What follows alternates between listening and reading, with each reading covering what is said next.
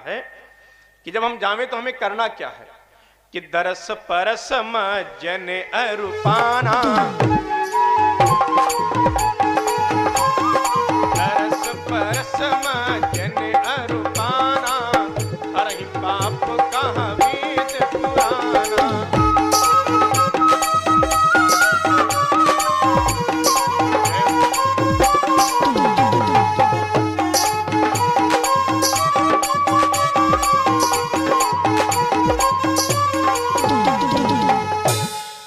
तीन काम करने हैं, दरस परस मज्जन अरूपाना। मतलब पहला काम है दर्शन करना।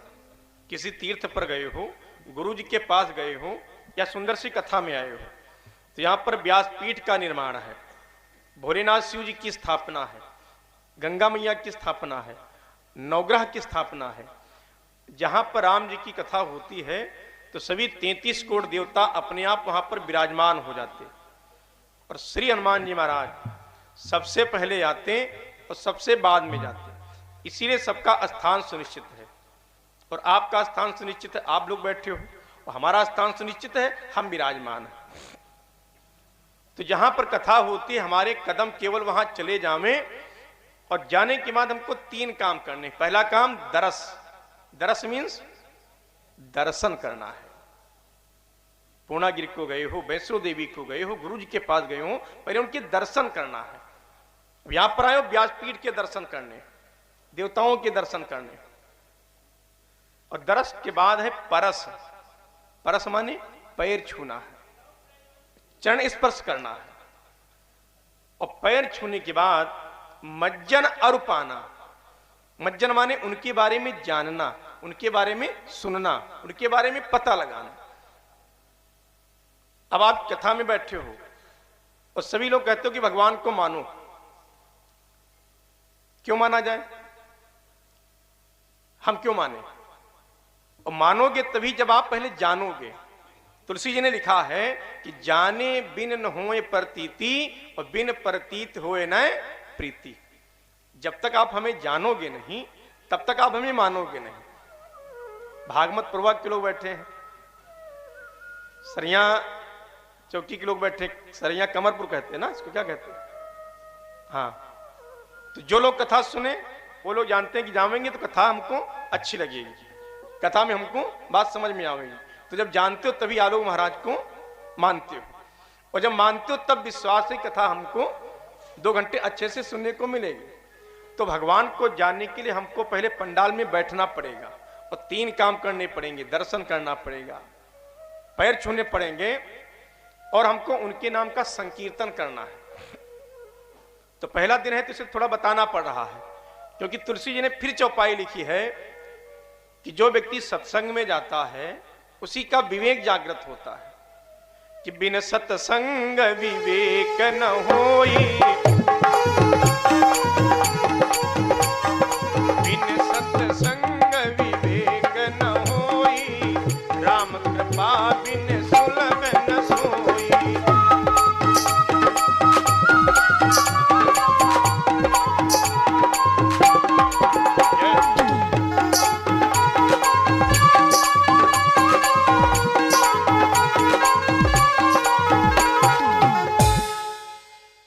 बिन सत्संग विवेक न होई, मतलब जितने नौजवान लोग बैठे हैं ध्यान दें इस बात को। बुद्धि सबके पास है, पंडाल में जितने लोग बैठे हो बुद्धि आपके पास है, बुद्धि हमारे पास है, और बुद्धि एक कुत्ते के पास भी होती है। ध्यान दीजिएगा, बुद्धि जानवर के पास भी है। जानवर के सामने, भैंस के सामने आप मिट्टी डाल दीजिए, मिट्टी खाएगी? नहीं खाएगी। जिस द्वार पर रोटी मिलती है कुत्ता उसी द्वार पर जाएगा, और जिस द्वार पर डंडे मिलते कुत्ता उस पर जाएगा? नहीं जाएगा। इसका मतलब कुत्ते के भी बुद्धि है। अब बुद्धि आपके पास, बुद्धि हमारे पास। लेकिन तुलसी जी ने लिखा बिन सत्संग विवेक न होई। विवेक माने सोचने की क्षमता, हमको निर्णय लेने की क्षमता।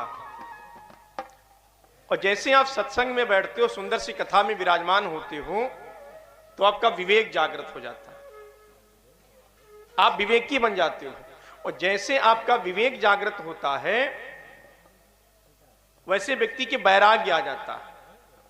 वैराग्य माने एकदम वो शांत हो जाता है, उसको दुनियादारी में ज्यादा लगाव नहीं रहता है, ना तो पाप करने में ना तो गलत काम करने में, वो बड़ा ही शांत हो जाता है। अपने में उसकी बुद्धि विवेक जागृत हो जाता है। जैसे एक छोटा सा लड़का है, छोटा सा लल्ला है, और पिताजी पड़ोस में खड़े हैं। वो छोटा सा बेटा गुब्बारा खेल रहा है, और गुब्बारा खेलते खेलते जैसे गुब्बारा फूटा तो बेटा रोने लगा। तो पिताजी क्या कहते हैं कि बेटा रो ना, गुब्बारा फूट गया है, हम तुमको दूसरा दे देंगे। तो पिता क्यों नहीं रो रहा है? और बेटा गुब्बारे के लिए रो रहा है, और पिता नहीं, पिता समझा रहा बेटा शांत हो जाओ, गुब्बारा हम दूसरा दे देंगे। क्यों? क्योंकि उस बेटे को मालूम नहीं है कि गुब्बारा हमको दोबारा ऐसा मिलेगा, लेकिन पिता जानता हो गुब्बारा है उसको तो फूटना ही था, फूट गया। लेकिन बेटे का लगाव है उस गुब्बारे से।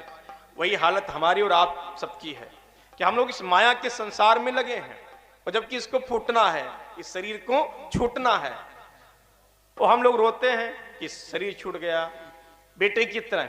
और जबकि पिता समझा रहा है कि बेटा दो गुब्बारा दूसरा ले आएंगे, क्योंकि पिता को जानकारी है, उसके विवेक जागृत है। तो जितने लोग ज्ञानी लोग पंडाल में बैठे हो तो भगवान की कथा को जानने के लिए बैठे हो कि राम जी को हम जाने। जैसे बहुत से नौजवान कहते हैं कथा सुने बूढ़े दादा लोग और बूढ़ी दादी लोग, कथा हमको क्या सुनना। तो जितने नौजवान बैठे हैं उनके लिए कहना यह है कि बूढ़ों लोगों की जिंदगी जो है, जो बच्ची है वो तो चली जाएगी 10, 15, 20 साल में, इनकी तो जैसे तैसे कट जाएगी, आपका क्या होगा जनाबे आली। तो जरूरत है कथा नौजवानों को सुनने की, वरना उस बालक की तरह रोते फिरोगे गुब्बारे के लिए, हम लोग इधर उधर भटकते रहेंगे।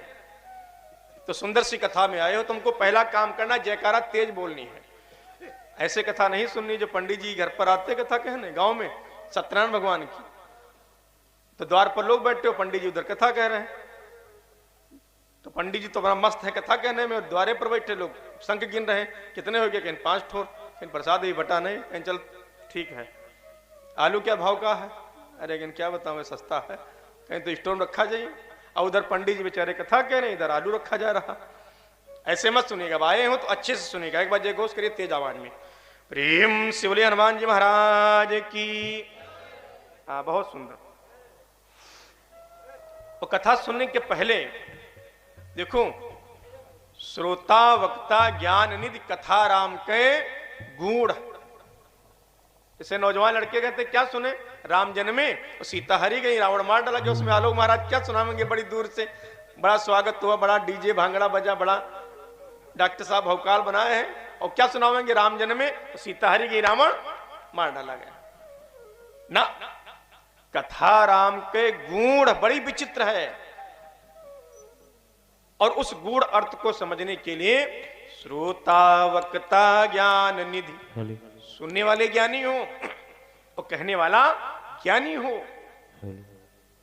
सुनने वाले ज्ञानी हो तो कहने वाला ज्ञानी हो, ताली दोनों हाथों से बजेगी।